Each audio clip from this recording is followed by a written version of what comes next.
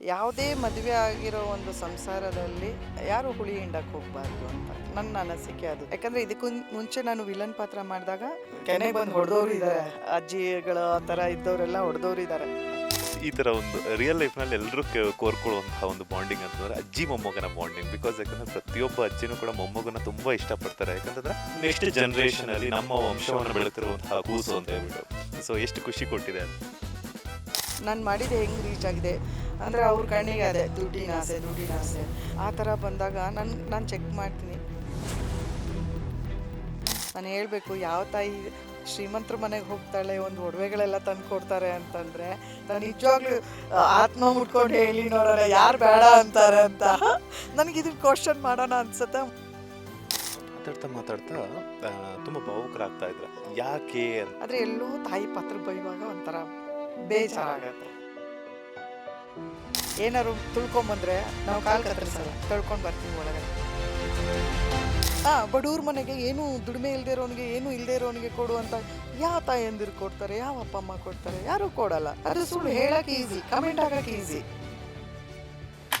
ಭಾಗ್ಯಲಕ್ಷ್ಮಿ ಸೀರಿಯಲ್ನಲ್ಲಿ ತಾಯಿ ಕ್ಯಾರೆಕ್ಟರ್ ಮೂಲಕ ಕನ್ನಡ ಕಿರುತೆರೆ ವೀಕ್ಷಕರನ್ನು ಎಂಟರ್ಟೈನ್ ಮಾಡ್ತಿರುವಂತಹ ನಿಮ್ಮೆಲ್ಲರ ಪ್ರೀತಿಯ ಸುನಂದಮ್ಮ ನಮ್ಮ ಬಾಸ್ ಟಿವಿ ಜೊತೆ ಎಕ್ಸ್ಕ್ಲೂಸಿವ್ ಆಗಿ ಮಾತುಕತೆಗೆ ಸಿಕ್ಕಿದ್ದಾರೆ. ನಾನು ಅವ್ರನ್ನ ಮಾತನಾಡಿಸ್ತಾ ಹೋಗ್ತೀನಿ. ಈಗಾಗಲೇ ನೀವು ನೋಡ್ತಾ ಇರ್ಬೋದು ಭಾಗ್ಯಲಕ್ಷ್ಮಿ ಸೀರಿಯಲ್ನಲ್ಲಿ ಭಾಗ್ಯ ಅವ್ರಿಗಾಗಿರ್ಬೋದು, ಪೂಜಾ ಅವ್ರಿಗಾಗಿರ್ಬೋದು, ಹಾಗೆಯೇ ಮಗಳ ಜೀವನಕ್ಕೆ ಯಾರೆಲ್ಲ ಮೋಸ ಮಾಡ್ತಿದ್ದಾರೋ ಅಂದರೆ ಅಳಿಯ ತಾಂಡವ್ರಿಗೂ ಸಹ ಸಖತ್ತಾಗಿ ಕ್ಲಾಸ್ ತಗೊಂಡು ದರ್ಬಾರ್ ಮಾಡ್ತಿರುವಂತಹ ಸುನಂದಮ್ಮ ನಮ್ಮ ಬಾಸ್ ಟಿವಿ ಜೊತೆ ಯಾವ ರೀತಿ ದರ್ಬಾರನ್ನು ನಡೆಸ್ತಾರೆ ಅಂತ. ಅಮ್ಮ ನಮಸ್ತೆ, ಹೇಗಿದ್ದೀರಾ? ನಮಸ್ಕಾರ, ನಾನು ಚೆನ್ನಾಗಿದ್ದೀನಿ, ನೀವು ಹೇಗಿದ್ದೀರಾ? ನಾನು ಸೂಪರ್ ಆಗಿದ್ದೀನಮ್ಮ. ನೋಡ್ತಾ ಇದ್ರೆ ನನಗೊಂಥರ ಈ ಹೆಂಗೆ ಅಂತಂದ್ರೆ ಜೂನಿಯರ್ ಪಾರ್ವತಮ್ಮನ ನೋಡ್ದಂಗೆ ಫೀಲ್ ಅನ್ನಿಸ್ತಿದೆ. ಹೌದಾ? Thank you so much. ಅಲ್ಲಿವರೆಗೂ ರೀಚ್ ಆದರೆ ದೇವ್ರದೇ. ಯಾಕೆ ಗೊತ್ತಾ, ದೊಡ್ಡ ಬೊಟ್ಟು, ಅದೇ ರೀತಿಯಾದಂತಹ ಒಂದು ಡ್ರೆಸ್ಸಿಂಗ್ ಸೆನ್ಸ್ ಅದೆಲ್ಲ ತುಂಬ ಇಷ್ಟ ಆಯಿತು. ಅಂದರೆ ಇದು ಒಂದು ಮಧ್ಯಮ ಕುಟುಂಬಕ್ಕಿಂತ ಇನ್ನೂ ಲೋ ಹೇಳ್ತಾರಲ್ಲ, ಒಂದು ತುಂಬ ಲೋವರ್ ಮಿಡಲ್ ಕ್ಲಾಸ್ ಅಂತ ಹೇಳ್ತಾರಲ್ಲ, ಆ ಥರ ಒಂದು ಕುಟುಂಬ. ಸೊ ಅದಕ್ಕೆ ಅವಳು ವಿದ್ಯಾವಂತಳಲ್ಲ.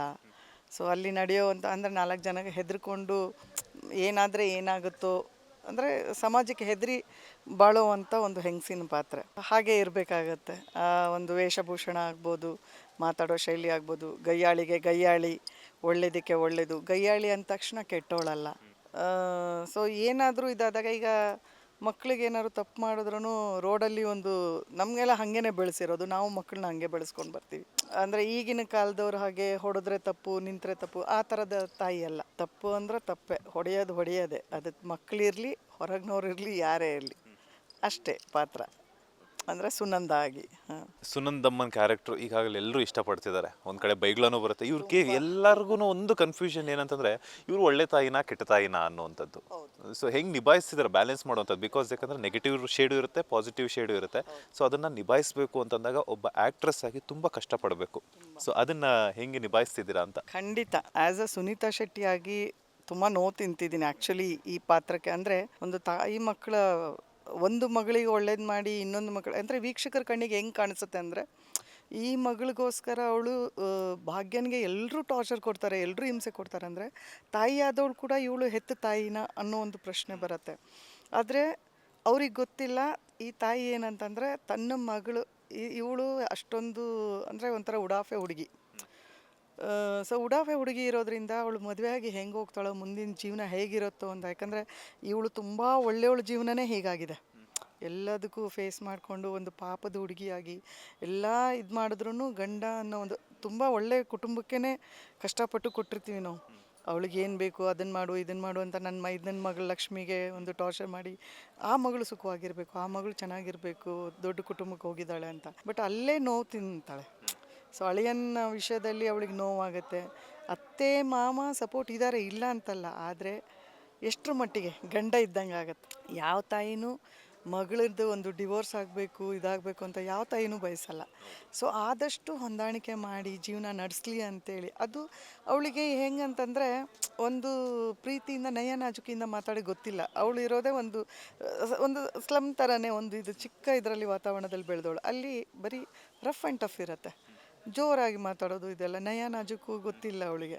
ಸೊ ಅದನ್ನು ಹೇಳೋ ರೀತಿ ವೀಕ್ಷಕರಿಗೆ ಅದೆಲ್ಲೋ ತಪ್ಪಾಗಿ ಅನ್ನಿಸ್ತಾ ಇರ್ಬೋದು. ಆದರೆ ಎಲ್ಲರಿಗೂ ಅಷ್ಟೇ ತನ್ನ ಮಗಳ ಜೀವನ ಸರಿ ಹೋಗಲಿ ಅಂತ ಗಂಡ ಹೆಂಗೆ ಇರಲಿ, ಏನು ಹೇಳ್ತಾರೆ, ಎಲ್ಲರೂ ಕೂತ್ಕೊಂಡು ಒಂದು ಪಂಚಾಯಿತಿ ಮಾಡೋಣ, ಒಂದು ಇದು ಮಾಡೋಣ, ಗಂಡ ಹೆಂಡ್ತಿ ದೂರ ಆಗೋದು ಬೇಡ ಅಂತಾರೆ. ಈಗಿನ ಇದರಲ್ಲಿ ಹಂಗೆ ಇಲ್ಲ, ಚೆನ್ನಾಗಿದ್ರೆ ಇದ್ರ, ಬೇಡ ಅಂದರೆ ಹೋಗ್ಲಿ ಬಿಡು ಅನ್ನೋ ಥರ ಮೈಂಡ್ ಸೆಟ್ ತಾಯಿ ಅಲ್ಲ. ಸೊ ಹಾಗಿದ್ದಾಗ ಸ್ವಲ್ಪ ಅಲ್ಲಿ ನೋವು ತಿಂದ್ಲು. ಈ ಮಗಳ ವಿಷಯದಲ್ಲೂ ಆ ಥರ ಆಗಬಾರ್ದು ಅನ್ನೋಕ್ಕೆ ಅವಳು ಯಾರು ನಂಬ್ತಾಳೆ? ಗಂಡ ಆದವನು ಏನು ಅಷ್ಟೊಂದು ಒಳ್ಳೆ ಹುದ್ದೆ ಆಗಲಿ ಕೆಲಸದಲ್ಲಿ ಇರೋವಂಥ ದುಡ್ಡಿರೋವಂಥ ವ್ಯಕ್ತಿ ಎಲ್ಲ ಏನಲ್ಲ. ಸೊ ಮಗಳು ಹೊರಗಡೆ ಪ್ರಪಂಚಕ್ಕೂ ಎಲ್ಲನೂ ಹೆಲ್ಪ್ ಮಾಡಿಕೊಂಡು ಸಹಾಯ ಮಾಡ್ಕೊಂಡು ತನ್ನ ಕೈಲಾದದನ್ನು ಅತ್ತೆ ಮಾವನ ನೋಡಿಕೊಂಡು ಸೊ ಒಂದು ಗಟ್ಟಿಗಿತ್ತಿ, ಒಂದು ಪಾಪ ಇದ್ರೂ ಒಂದು ಗಟ್ಟಿಗಿತ್ತಿ ಏನಾದರೂ ಸಾಧಿಸ್ಬೋದು ಅಂತ. ಸೊ ಈಗ ನನ್ನ ದೊಡ್ಡ ಮಗ ಏನಾದರೂ ಇದ್ದಿದ್ರೆ, ಗಂಡು ಮಗು ಅಂತಿದ್ರೆ, ನಾನು ಅವನಿಗೆ ತಾನೇ ಜವಾಬ್ದಾರಿ ಹೊರಿಸ್ತಿದ್ದೆ. ತಾಯಿಯಾದವಳು ಅವನಿಗೆ ತಾನೇ ಹೇಳ್ತಿದ್ಲು. ಈಗ ಅವ್ರದ್ದು ಏನೋ ಇರಲಿ, ಸಂಸಾರದಲ್ಲಿ 108 ಇರ್ಬೋದು, ಆ ಮಗಳ ಜೀವನನೂ ಸರಿ ಮಾಡಬೇಕು ಅಂತ ತುಂಬ ಪ್ರಯತ್ನ ಪಡ್ತಾಳೆ. ಸುನಂದ ಆದವಳು ತುಂಬ ಪ್ರಯತ್ನ ಮಾಡ್ತೀನಿ. ಸೊ ಅಲ್ಲಿನೂ ಆಗಿಲ್ಲ ಅಂದರೆ ಕೊನೆ ಪಕ್ಷ ಈ ಮಗಳದಾದ್ರೂ ಜೀವನ ಸರಿ ಹೋಗಲಿ ಅಂತ ಆ ಥರ ಹೋಗಿ ಅವಳಿಗೆ ಯಾರನ್ನ ಕೇಳ್ತಾಳೆ? ಅತ್ತೆ ಮಾವನ ಏನಾದ್ರು ಕೇಳ್ತಾ, ಬೀಗರನ್ನ ಕೇಳೋಕ್ಕಾಗತ್ತಾ? ಇಲ್ಲ ದಾರಿ ಹೋಗ್ರನ್ನ ಏನಾರು ಕೇಳುತ್ತಾ? ನಾನು ಇದು ಮಾಡೋದು ನಾ ಹೆತ್ತ ಮಗಳನ್ನೇ, ಏನಾದ್ರು ತಂದು ಕೊಡು ಮಾಡು ಅಂತ ಹೇಳೋದು ಹೆತ್ತ ಮಗಳನ್ನೇ. ಈಗ ನಾನು ಒಂದು ಗಂಡು ಮಗುವಿನ ಸ್ಥಾನದಲ್ಲೇ ನೋಡ್ತಾ ಇರೋದು. ಸೊ ನನಗೆ ಸಹಾಯ ಬೇಕಂದಾಗ ನಾ ಯಾರನ್ನ ಕೇಳಲಿ?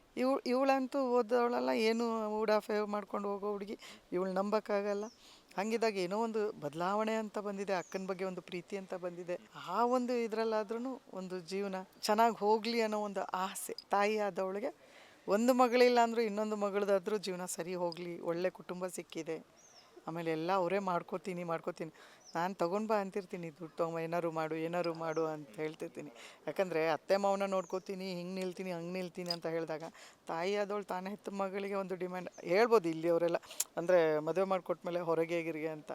ಸೊ ನಾವು ಆ ಥರ ಇದನ್ನೇ ಇರಲ್ಲ. ನನ್ನ ಮಗಳು ಅಷ್ಟೇ ನನ್ನ ಕಣ್ಣಲ್ಲಿರೋದು. ಹೊರಗೆ ಹೋದ್ಮೇಲೆ ಅಂದರೆ ಅದು ಗಂಡನ ಜೊತೆ ಚೆನ್ನಾಗಿದ್ದಾಗ ಮಾತ್ರ. ಅವಳು ಹೊರಗಿನವಳು ಅಂತ ನನಗೆ ಇದಾಗೋದು, ಗಂಡ ಚೆನ್ನಾಗಿ ಇಟ್ಕೊಂಡಿದ್ದಾನೆ, ಅವಳು ಸಂಸಾರ ಹಾಳಾಗಬಾರ್ದು ಅನ್ನೋ ಕಾರಣಕ್ಕೆ ನಾನು ಮಾಡ್ಬೋದು. ಆಲ್ರೆಡಿ ಹಾಳಾಗಿ ಹೋಗಿದೆ, ಇವಾಗ ಸಂಸಾರ ಹಾಳಾಗಿದೆ, ಮತ್ತು ನಾನು ಅವಳಿಗೆ ಅವಲಂಬಿತ ಆಗಬೇಕು. ನನ್ನ ಮಗಳಿಗೆ ಏನೋ ಮಾಡಿ ತೊಗೊಂಡು ಬಂದು ಮದುವೆ ಮಾಡು ಅನ್ನೋಂಗೆ ನಾನು ಅವಳಿಗೆ ಆಗಬೇಕು. ಸೊ ನಾನು ನನಗೆ ಅವಳ ಬಗ್ಗೆ ಒಂದು ಹೆಮ್ಮೆ ಇದೆ, ಅವಳು ಸಾಧಿಸ್ತಾಳೆ ಅನ್ನೋ ನಂಬಿಕೆ ಇದೆ. ಇದರಿಂದ ನಾನು ಸಾಫ್ಟಾಗಿ ಕೇಳದೇ ಇರ್ಬೋದು, ನಯ ನಾಜೂಕು ಬರದೇ ಇರ್ಬೋದು, ಆದರೆ ನನ್ನ ಮಗಳ ಬಗ್ಗೆ ನಂಗೆ ನಂಬಿಕೆ ಇರೋದ್ರಿಂದನೇ ನಾನು ಆ ಪಾಯಿಂಟ್ನ ಇಡ್ತಾ ಇದ್ದೀನಿ. ನನಗೆ ಈ ಮಗಳದು ಒಂದು ಸಂಸಾರ ಚೆನ್ನಾಗಾಗಲಿ, ಕೊನೆ ಪಕ್ಷ ಇವಳು ಚೆನ್ನಾಗಾಗಲಿ ಅಂತ ಅಷ್ಟೇ. ಸುನಂದ ಕೆಟ್ಟೋಳಲ್ಲ. ಸುನಂದ ಕ್ಯಾರೆಕ್ಟ್ರು ಪರ್ಸ್ನಲ್ ಆಗಿ ಸುನೀತಾ ಶೆಟ್ಟಿ ಅವರ ಕ್ಯಾರೆಕ್ಟರ್ಗೂ ಎಷ್ಟು ವಿಭಿನ್ನವಾಗಿದೆ ಅಂತ ಹೇಳುವಾಗಲೇ ನನಗೆ ಕಣ್ಣು ತುಂಬ್ತಾ ಇದೆ. ನಾನು ಸೇಮ್ ಅದೇ ಥರ. ಆದರೆ ಮಕ್ಕಳಿಗೆ ನೋವು ಅಂತ ತಾಯಿಯಾಗಿ ನಾನು ತುಂಬ ಪ್ರೌಡ್ ಫೀಲ್ ಮಾಡ್ತೀನಿ. ಆ್ಯಸ್ ಸುನೀತಾ ಶೆಟ್ಟಿಯಾಗಿನೂ ಆಯಿತು, ಐ ಆಮ್ ಪ್ರೌಡ್ ಮದರ್. ನನ್ನ ಮಕ್ಳಿಗೂ ನಾನು ತುಂಬ ಒಳ್ಳೆ ತಾಯಿ ಆಗಿದೆ. ನನ್ನ ಮಕ್ಕಳು ನನಗೆ ಒಳ್ಳೆ ಮಕ್ಕಳು. ನಾವು ಬದುಕಿರೋದೇ ಮಕ್ಕಳಿಗೋಸ್ಕರ ಬದುಕಿರ್ತೀವಿ. ಏನಾದ್ರು ಹೆಚ್ಚು ಕಡಿಮೆ ಆದರೂ ಇದಾದರೂ ಒಂದು ಹಂತದಲ್ಲಿ ಈಗಿನ ಕಾಲದಲ್ಲಿ ನಾವು ಹೇಳ್ಬೋದು, ಏನೋ ಆ ಥರ ಆಗಲ್ಲ ದೇವ್ರ ದಯದಿಂದ. ಒಂದು ವೇಳೆ ಏನೋ ಇದಂತ ಬಂದಾಗ ಒಳ್ಳೆ ಹುಡುಗ ಇದ್ದ ಅಂದರೆ, ಇವರಿದ್ದ ಅಂದರೆ ಹೊಂದಾಣಿಕೆ ಮಾಡ್ಕೊಂಡು ಹೋಗು ಅಂತ ಹೇಳ್ಬೋದು. ತೀರಾ ಒಂದು ಟೈಮಲ್ಲಿ ಹೊಂದಾಣಿಕೆ ಮಾಡ್ಕೊಂಡು ಹೋಗು ಅಂತ ಹೇಳಿದಾಗ ಅವ್ರಿಗೆ ಆಗದೆ ಅವ್ರೇನಾದ್ರು ಹೆಚ್ಚು ಕಡಿಮೆ ಮಾಡ್ಕೊಂಡ್ಬಿಟ್ರೆ ಮಕ್ಕಳು ಬರ್ತಾರೆ ವಾಪಸ್ಸು? ಬರಲ್ಲ ಅಲ್ವಾ? ಆವಾಗ ನಾವೀಗ ಮಾತಾಡಿದ್ದು ಕೆಟ್ಟದ್ದು ಅನಿಸ್ಬೋದು ಎಲ್ರಿಗೂ. ಏನಾಗುತ್ತೆ, ಓಕೆ ಗಂಡನ ಬಿಟ್ರಾ, ಅಟ್ಲೀಸ್ಟ್ ನನ್ನ ಮಕ್ಕಳು ಜೀವಂತ ಇದ್ದಾರಲ್ಲ, ಇದೊಂದಿರತ್ತೆ ಅಷ್ಟೇ ತಾಯಿಯಾದವ್ರಿಗೆ.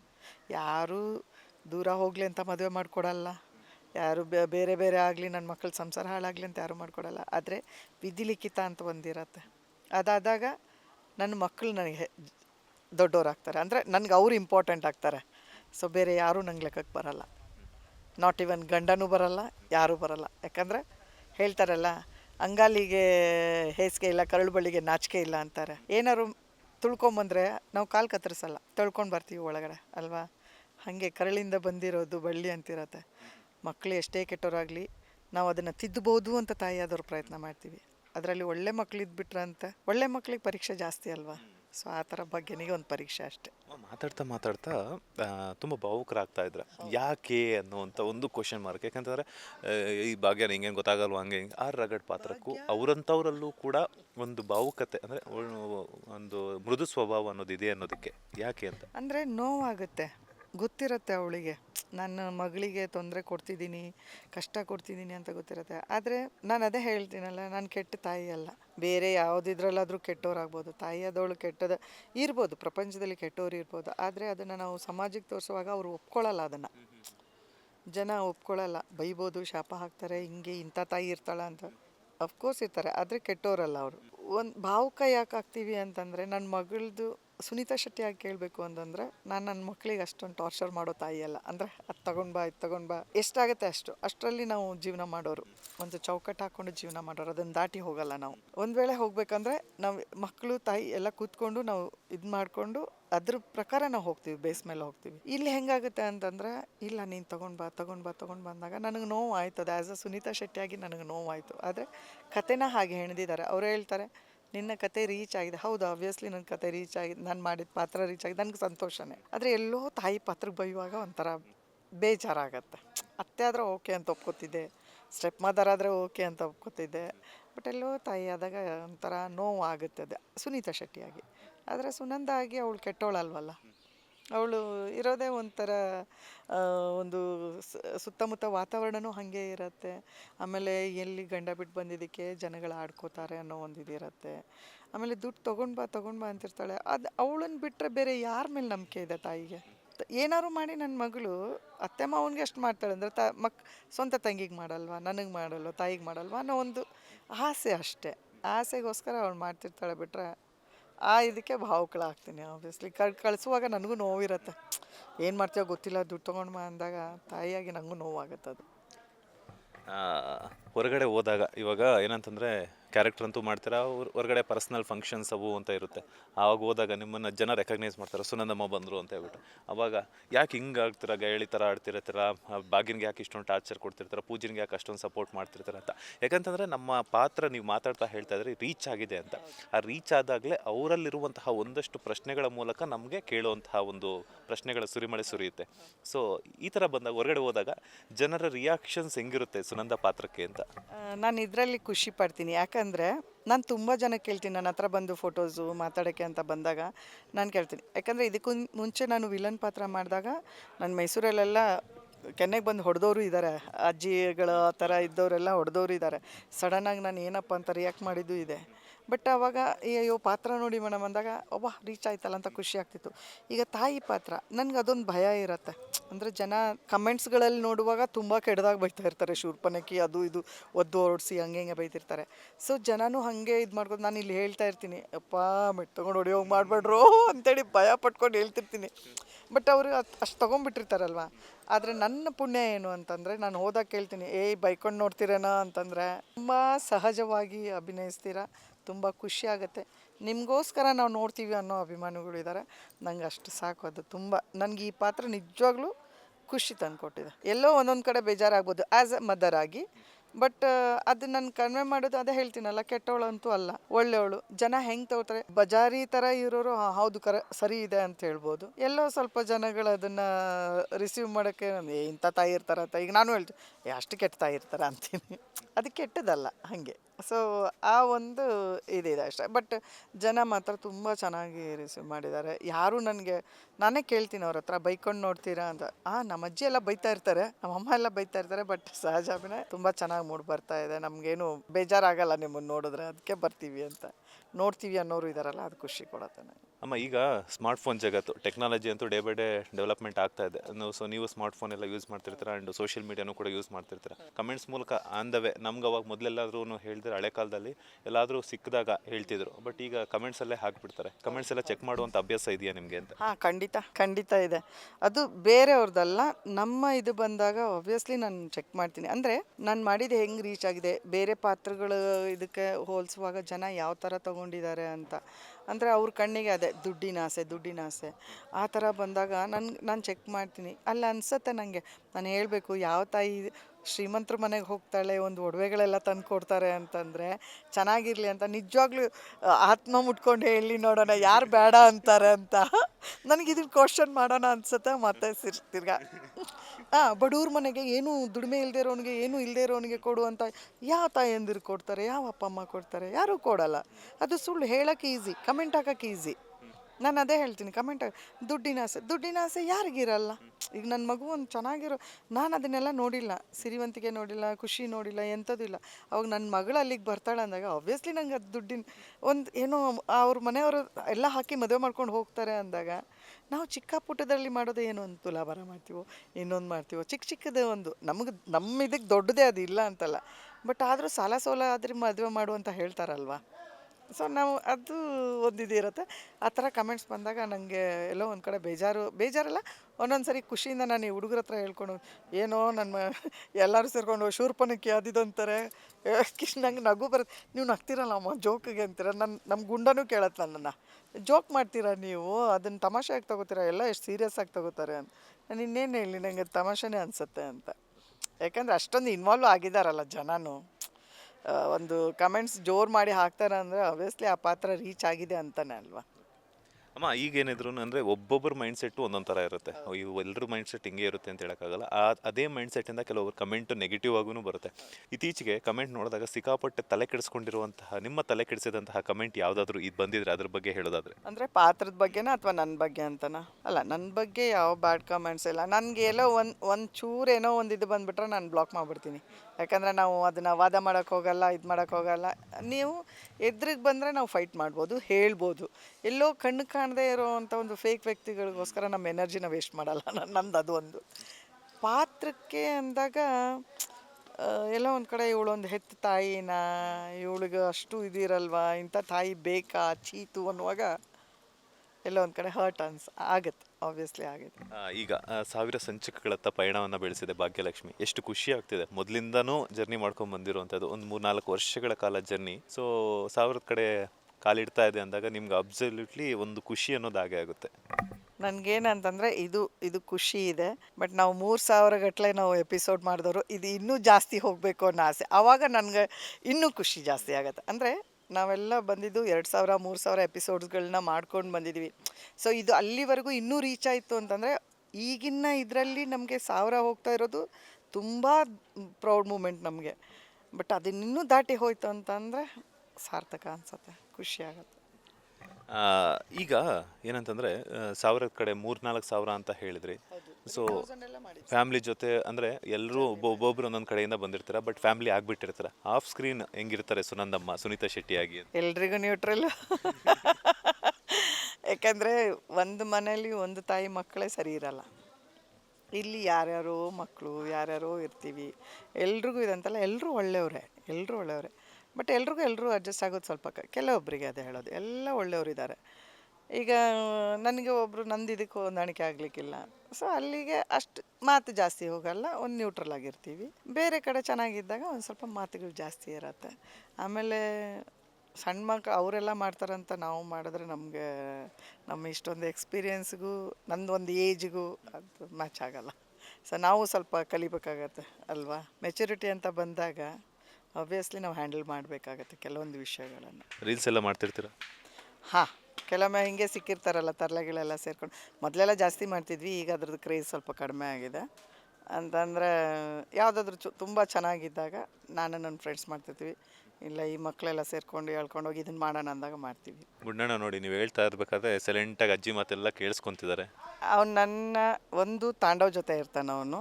ಅವನಿದ್ದ ಅಂದರೆ, ಇಲ್ಲ ಅಂದರೆ ನನ್ನ ಬಿಟ್ಟು ಎಲ್ಲೂ ಅಲ್ಲಾಡಲ್ಲ ಅವನು. ಅಷ್ಟು ಪ್ರೀತಿ ಅವನಿಗೆ. ನನ್ನ ಮಗನೂ ಹಾಗೆ ಇದ್ದಿದ್ದು.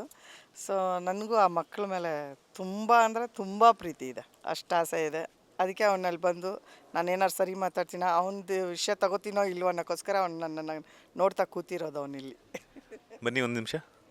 ಅವನು ಎಲ್ಲಿದ್ರು ಇಲ್ಲ, ಅವನು ಕೂತ್ಕೊಳ್ಳೋದೇ ಇಲ್ಲಿ. ಅವನು ಎಷ್ಟೇ ಜಾಗ ಇರಲಿ ಅವ್ನು ಕೂತ್ಕೊಳ್ಳೋದೇ ಇಲ್ಲಿ. ಅಜ್ಜಿಯಲ್ಲಿ ನಿಮ್ಗೇನು ಇಷ್ಟ? ಅವ್ರು ತುಂಬ ಕೇರಿಂಗು, ತುಂಬ ಚೆನ್ನಾಗಿ ನೋಡ್ಕೋತಾರೆ, ನಗಿಸ್ತಾರೆ, ಖುಷಿಯಾಗಿರ್ತೀವಿ. ನನಗೆ ಈ ಸೆಟ್ಟಲ್ಲಿ ಎಲ್ಲರೂ ಫೇವ್ರೇಟು. ಆದರೆ ಜಾಸ್ತಿ ಫೇವ್ರೇಟು ಅಂದರೆ ಫಸ್ಟ್ ಬರೋದು ತಾಂಡವ ಡ್ಯಾಡಿ, ಆಮೇಲೆ ಬರೋದು ಕುಸುಮಜ್ಜಿ, ಸುನಂದಜ್ಜಿ. ತುಂಬ ಭಾಳ ಖುಷಿ ಆಯಿತು. ಇವನು ಬಾಯ್ ಬಿಟ್ಟರೆ ಸತ್ಯನ ಹೇಳೋದು, ಏನು ಹೇಳ್ದ? ನನಗೆ ಅದು ಹೆಸರು ಕನ್ಫ್ಯೂಸ್ ಆಯಿತು. ಫ್ರೆಂಡ್ಸ್, ಇಂಥ ಸುನಂದಜ್ಜಿ ಪುಣ್ಯ ಮಾಡಿ. ಅಲ್ಲ, ಸುನೀತಮ್ಮ. ನನಗೆ ಸುನೀತಮ್ಮನೇ ಇಷ್ಟ. ಚಿನಿ ನಿಂದು ಕೇಕು, ಚಕ್ಲಿ, ಕೋಡ್ಬಳೆ ಎಲ್ಲ ಹೋಯ್ತು. ನಮ್ಮ ಅನ್ನದಾತರು ಚಕ್ಲಿ, ಕೋಡ್ಬಳೆ, ಕೇಕ್ ಎಲ್ಲ ಎಲ್ಲ ತರ್ತಾರೆ. ಇವ್ರ ಹತ್ರ ಏನೇ ಕೇಳಿ ಎಲ್ಲ ಇರುತ್ತೆ.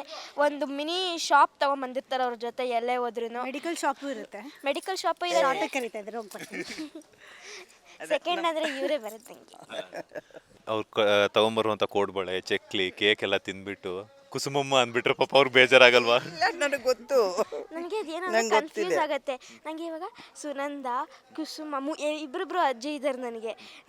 ಅದೇ ಸುನೀತಮ್ಮ ಅಂತ ಹೇಳೋದು, ಸುನೀತಮ್ಮ ಅದು ಅಂದ್ರೆ ನಂಗೆ ಕ್ಯಾರೆಕ್ಟರ್ ಹೇಳ್ಬೇಕಾದ್ರೆ ಕನ್ಫ್ಯೂಸ್ ಆಗುತ್ತೆ ಅವನಿಗೆ. ನನಗೆ ಸುನಂದ ಅಂತ ಬರಲ್ಲ, ಕುಸುಮ ಅಂತ ಬರಲ್ಲ. ಇವಾಗ ಪದ್ಮಜಮ್ಮನ ಪದ್ದಮ್ಮ ಅಂತೀನಿ, ಸುನೀತಮ್ಮನ ಸುನೀತಮ್ಮ ಅಂತಲೇ ಕರಿತೀನಿ ನಾನು. ಸೊ ಹಂಗೆ ಬರುತ್ತೆ ಕ್ಯಾರೆಕ್ಟರ್ಸ್ ನೇಮ್ ಕನ್ಫ್ಯೂಸ್ ಆಗುತ್ತೆ ನಂಗೆ ಅಷ್ಟೇ. ಆಯ್ತು ಬಿಡು, ಕ್ಷಮಿಸಿದ್ದೀನಿ.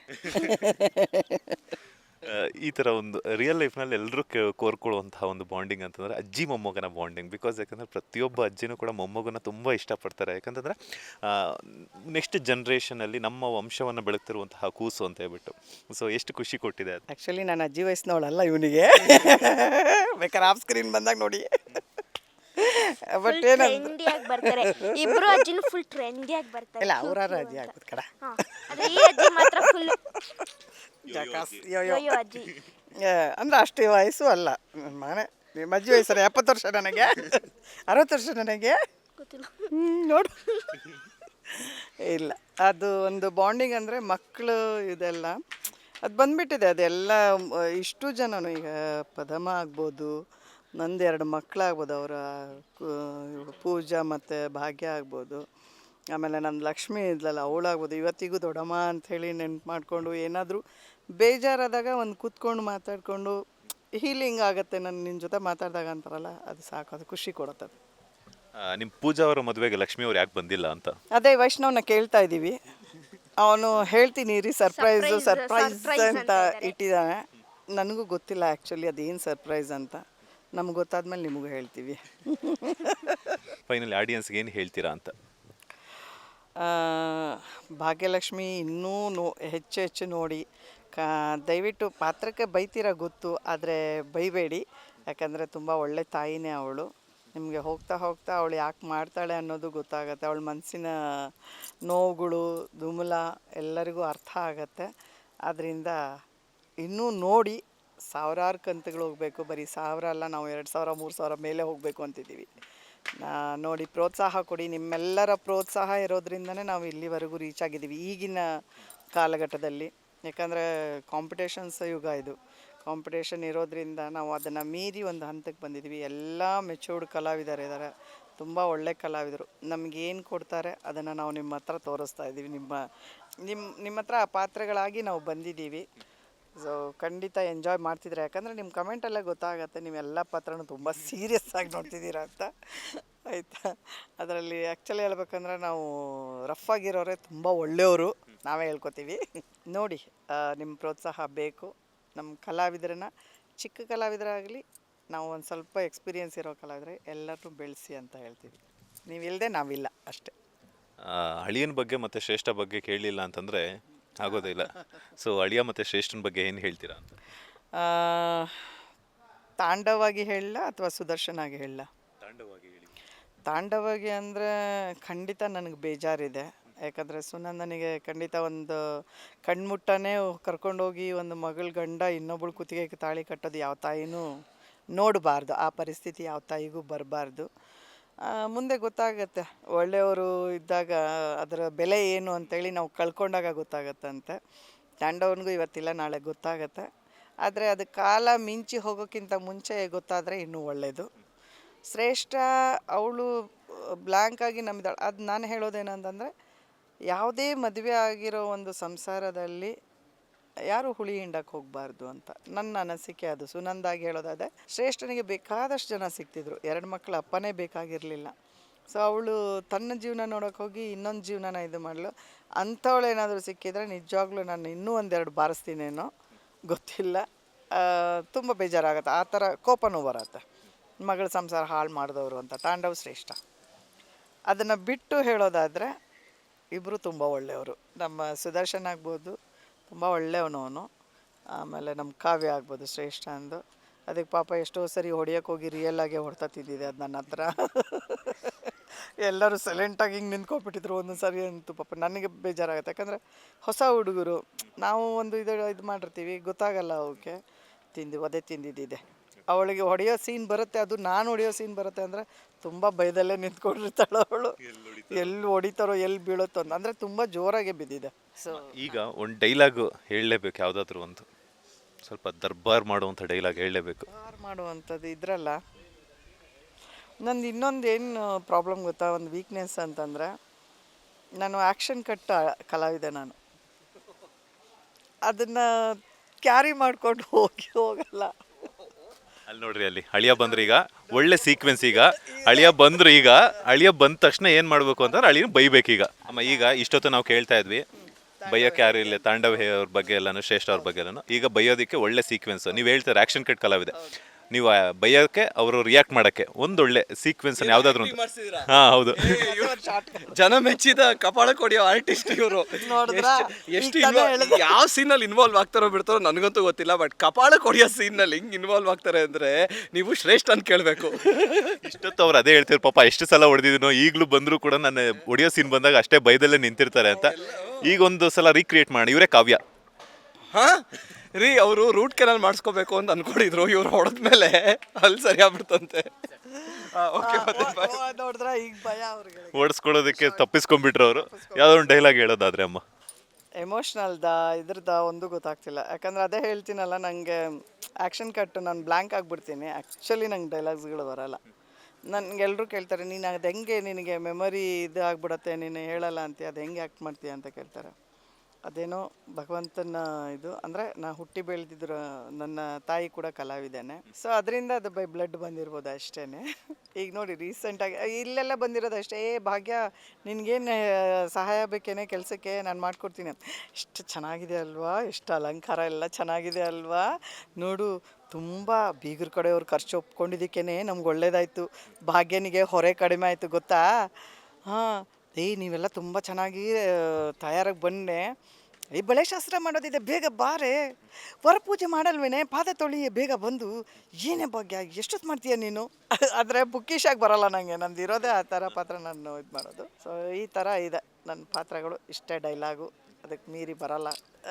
ಹೇಳಿ, ಒಂದು ಸ್ಟೇಜ್ ಹತ್ತಿದ್ರೆ ಪಾತ್ರ ಆಗಿ ಮಾಡ್ಬೋದು, ಬಿಟ್ಟರೆ ವೇದಿಕೆನಲ್ಲಿ ಮಾತಾಡೋ ಅಂದ್ರೆ ಬರೋಲ್ಲ. ಆಫ್ ಸ್ಕ್ರೀನಲ್ಲಿ ಮಾತಾಡ್ತೀವಿ, ಬೇಜಾನ್ ಮಾತಾಡ್ತೀವಿ. ಯಾವ್ದು ವಿಷಯ ಬೇಕು ಎಲ್ಲದ್ರದ್ದು ಬಗ್ಗೆ ನಾಲೆಜ್ ಇದೆ ಅಂತ ನಾವು ಅಂದ್ಕೊಂಡು ಮಾತಾಡ್ತೀವಿ, ಬಟ್ ಅದು ಅಲ್ಲಿ ಕನೆಕ್ಟ್ ಆಗುತ್ತೆ. ಬಟ್ ಹೀಗೆ ಮಾತಾಡಿ ಭಾಷಣ ಮಾಡಿ ಅಥವಾ ಏನೋ ಒಂದು ಹೇಳಿ ಅಂದಾಗ ದಯವಿಟ್ಟು ಏನೂ ಬರೋಲ್ಲ, ಫುಲ್ ಬ್ಲ್ಯಾಂಕ್ ಆಗಿಬಿಡುತ್ತೆ. ಥ್ಯಾಂಕ್ ಯು ಸೊ ಮಚ್ ಅಮ್ಮ, ಇಷ್ಟೊತ್ತು ನಿಮ್ಮ ಒಂದು ಅಮೂಲ್ಯವಾದಂತಹ ಸಮಯವನ್ನು ನಮಗೆ ಕೊಟ್ಟಿದ್ದಕ್ಕೆ. ಇದೇ ಥರನೇ ಆ್ಯಕ್ಟ್ ಮಾಡ್ತಾ ಇರಿ. ಮತ್ತಷ್ಟು ಪಾತ್ರಗಳ ಮೂಲಕ ನಿಮ್ಮ ನಟನೆ ಕನ್ನಡ ಕಿರುತೆರೆ ಹಾಗೂ ಹಿರಿತೆರೆ ವೀಕ್ಷಕರಿಗೆ ತಲುಪಲಿ. ಒಳ್ಳೆಯದಾಗಲಿ. All the best. Thank you so much. ನಾನು ಸುಮಾರು ಒಂದು 60-70 ಸಿನಿಮಾಗಳು ಮಾಡಿದ್ದೀನಿ. ಬಟ್ ಈಗ ನೋಡೋರು ಹೇಳ್ತಾರೆ ಎಲ್ಲ ನೋಡ್ಬಿಟ್ಟು ಇಲ್ಲಿ ನೀವಾದು ಅಂತ. ಯಾಕಂದರೆ ವಿಷ್ಣು ಸರ್ ಜೊತೆಗಾಗ್ಬೋದು, ಆಲ್ಮೋಸ್ಟ್ ಒಂದು 6 ಸಿನಿಮಾ ಮಾಡಿದ್ದೀನಿ ನಾನು ಅವ್ರ ಜೊತೆ. ಪ್ರಭಾಕರ್ ಅಂಕಲ್ ಜೊತೆ, ಅಂದರೆ ಟೈಗರ್ ಪ್ರಭಾಕರ್, ನಾವೆಲ್ಲ ಸಣ್ಣ ಇದ್ದಿದ್ದೆ. ನಾನು ಹಂಗೆ ಕರಿತಾ ಇದ್ದಿದ್ದು ಅವ್ರಿಗೆ, ಪ್ರಭಾಕರ್ ಅಂಕಲ್ ಅಂತಲೇ ಕರಿತಾ ಇದ್ದಿದ್ದು, ಪ್ರಭಾ ಅಂಕಲ್ ಅಂತಿದ್ದೆ ನಾನು ಆ್ಯಕ್ಚುಲಿ. ಸೊ ಗುಡ್ ಬ್ಯಾಡ್ ಲಾಸ್ಟ್ ಮೂವಿ ಆಗ್ಬೋದು, ಆಮೇಲೆ ನಮ್ಮ ದೊಡ್ಡಣ್ಣ ಅಂಕಲ್ ಆಗ್ಬೋದು, ನಮ್ದೀಗ ಮುಖ್ಯಮಂತ್ರಿ ಸೊ ನಾವು ಅಂದರೆ ಅಮ್ಮನೇ ಕಲಾವಿದೆ ಅಲ್ವಾ, ಅವ್ರ ಜೊತೆ ಎಲ್ಲ ಪೇರಾಗಿ ಮಾಡ್ಕೊಂಬಂದವರು. ನಾವು ಮಕ್ಕಳಿಂದ ಇದು ಮಾಡ್ಕೊಂಡು ಆಮೇಲೆ ನಾವು ಅವ್ರ ಜೊತೆನೇ ಕಾಂಬಿನೇಷನಲ್ಲೆಲ್ಲ ಇದು ಮಾಡಿದ್ದೀವಿ. ಸುಮಾರು ನಾನು ಸ್ವಲ್ಪ ಏನು ಅಂತಂದರೆ, ನಾನು ಪಬ್ಲಿಸಿಟಿ ಪ್ರಿಯಳಲ್ಲ. ನನ್ನ ಕರ್ತವ್ಯ ಕೆಲಸ ಮಾಡಿದೆ ಹೋದೆ ಅಷ್ಟೇ ಇರೋದ್ರಿಂದ ತುಂಬ ಜನಕ್ಕೆ ಗೊತ್ತಿರಲ್ಲ. ಕಿರುತೆರೆ ಕಲಾವಿದೆ ಅಂತಲೇ ಗೊತ್ತಿರುತ್ತೆ. ನಾವು ರಂಗಭೂಮಿಯಿಂದ, ಹಿರಿತೆರೆಯಿಂದ ಆಮೇಲೆ ಕಿರುತೆರೆಗೆ ಬಂದಿರೋದು. ಸುಮಾರು ಒಂದು 600-700 ಮೇಲೇ ಧಾರಾವಾಹಿಗಳನ್ನ ಮಾಡಿರ್ಬೋದು. ಈ ಒಂದು 29 ವರ್ಷ 30ನೇ ವರ್ಷ ಆಗಕ್ಕೆ ಬಂತು ಸರ್ವಿಸ್ಸು ನಮ್ಮದು. ಸೊ ಖುಷಿ ಕೊಡತ್ತೆ. ಇನ್ನೂ ನಮ್ಮನ್ನು ಭಗವಂತ ಇನ್ನೂ ನಮಗೆ ಕಲೆಗೋಸ್ಕರನೇ ಇಟ್ಟಿದ್ದಾನಂದರೆ ನಾವು ಅದ್ರ ಮೇಲೆ ಇಟ್ಟಿರೋ ಗೌರವ, ಭಕ್ತಿ ಇದೇ ಥರ ನಿಮ್ಮೆಲ್ಲರ ಹಾರೈಕೆ ಇದ್ದರೆ ಉಸಿರಿರೋವರೆಗೂ ಕಲಾವಿದೆ ಆಗೇ ಇರ್ತೀನಿ. ಥ್ಯಾಂಕ್ ಯು ಸೊ ಮಚ್ ಅಮ್ಮ, ಒಳ್ಳೆಯದಾಗಲಿ. Thank you so much. ನಿಮಗೂ thank you. Boss T V ಅವರು ನನ್ನನ್ನು ಒಂದು ಪರಿಚಯ ಮಾಡಿಸಿದ್ದಕ್ಕೆ ಸುನೀತಾ ಶೆಟ್ಟಿಯಾಗಿ ನಿಮಗೂ ಹೃತ್ಪೂರ್ವಕ ಅಭಿನಂದನೆಗಳು. Thank you so much. Thank you. ಇದಾಗಿತ್ತು ನಟಿ ಸುನೀತಾ ಶೆಟ್ಟಿ ಅಲಿಯಾ ಸುನಂದಮ್ಮ ಅವರ ಮಾತು. ಕ್ಯಾಮರಾ ಪರ್ಸನ್ ರಾಘವೇಂದ್ರ ಸ್ವಾಮಿ ಜೊತೆ Manjunath Srinivas, boss TV Kannada, Bengaluru. Latest ಹಾಗೂ ಇಂಟ್ರೆಸ್ಟಿಂಗ್ ಸುದ್ದಿಗಳಿಗಾಗಿ ಬಾಸ್ ಟಿವಿ ಕನ್ನಡ ಚಾನೆಲ್ನ ಸಬ್ಸ್ಕ್ರೈಬ್ ಮಾಡಿ. ಹಾಗೆಯೇ ಬೆಲ್ ಐಕಾನ್ ಪ್ರೆಸ್ ಮಾಡಿ. ಇದರ ಜೊತೆಗೆ ಫೇಸ್ಬುಕ್, ಇನ್ಸ್ಟಾಗ್ರಾಮ್, ಎಕ್ಸ್ನಲ್ಲೂ ಮಿಸ್ ಮಾಡದೆ ಫಾಲೋ ಮಾಡಿ.